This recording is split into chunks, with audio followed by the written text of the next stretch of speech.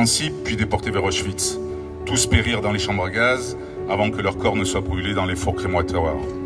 Pour chacun d'entre nous, croyants et non-croyants, pratiquants et non-pratiquants, c'est aussi aujourd'hui la mémoire de ce destin tragique qui, après avoir disséminé les familles, meurtri nos cœurs et parfois ébranlé nos croyances, nous conjure de ne pas oublier tous ces prénoms qui hurlent « plus jamais ça ».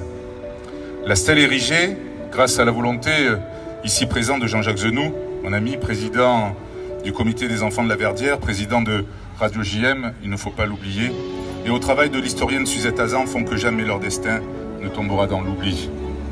Cette cérémonie perpétue leurs souvenirs, mais elle doit aussi être l'occasion de rappeler qu'ils furent raflés en tant que juifs, de rappeler que la barbarie n'avance pas visage découvert, la barbarie ne porte pas l'uniforme, elle se forge d'abord dans les esprits. Persévérons dans le secret de nos cœurs et l'intimité de nos conversations pour que la mémoire de ces enfants reste intacte. Ce sont les idées et les mots qui progressivement font sauter les digues de nos consciences, qui nous habituent à accepter des paroles que nous ne devrions même pas entendre et qui font reculer la civilisation.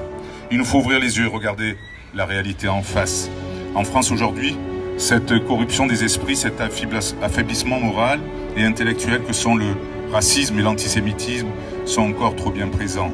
Ils prennent des formes nouvelles, changent de visage, choisissent des mots plus sournois. Mais derrière les apparences se cache l'antisémitisme le plus recuit. Le racisme ordinaire pullule dans le vocabulaire, dans les caricatures. Alexandra Louis venait bien de le dire. Il ferme le marché du travail à des jeunes gens qui stigmatisent un nom ou un prénom. Les conflits du monde s'imbitent dans certains territoires de notre République et créent des divisions qui chassent les enfants juifs de certaines écoles ou enferment sur leur communauté des familles issues de l'immigration. Et puis un jour, parce qu'on n'en a pas voulu voir, le passage Arlat intervient.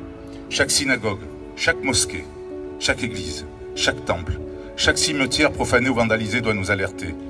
Théorie du complot planétaire, fantasme sur la finance mondiale, iconographie insidieuse, angoisse identitaire, mobilisant les clichés les plus toxiques, tout cela se diffuse à grande vitesse, à l'heure des réseaux sociaux et atteint des esprits crédules ou perméables. Alors soyons vigilants, car la menace pèse encore sur nous. Cette menace a pour nom l'intolérance et le mépris. Cette menace a pour nom l'indifférence et l'irrespect. Cette menace a pour nom l'exclusion et la haine. Cette menace a pour nom le racisme et l'antisémitisme. Ne les laissons pas se développer. Ne cédons rien, comme l'avaient déjà dit les présidents de la République précédents et réaffirmé par Emmanuel Macron, ma chère Alexandra. Alors oui, ne cédons rien au message de haine, à l'antisionisme, car il a la forme réinventée de l'antisémitisme.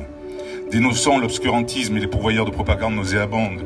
Dénonçons et luttons en refusant que les propos abjects qui avilissent les esprits restent impunis. N'oublions jamais que pour la religion juive, nous avons des rabbins ici présents, et le rabbin ici encore plus. La mémoire est un attribut de Dieu avant d'être un attribut des hommes. C'est la mémoire de l'alliance de Dieu avec Abraham, Yitzhak et Yaakov. Pour les croyants, c'est d'abord la mémoire d'une promesse, la mémoire d'une espérance, la mémoire d'une loi, transmise de génération en génération, malgré l'atrocité, malgré les possessions, malgré la déportation. Pour conclure, comme l'exprime bien le philosophe, parce qu'un homme sans mémoire est un homme sans vie, un peuple sans mémoire est un peuple sans avenir, c'est pourquoi nous le devons aux enfants du château de la Verdière, nous le devons à toutes les victimes de la barbarie nazie, que leur supplice nous exhorte sans cesse à ne céder ni à la haine, ni à la rancœur, ni au désespoir. Je vous remercie.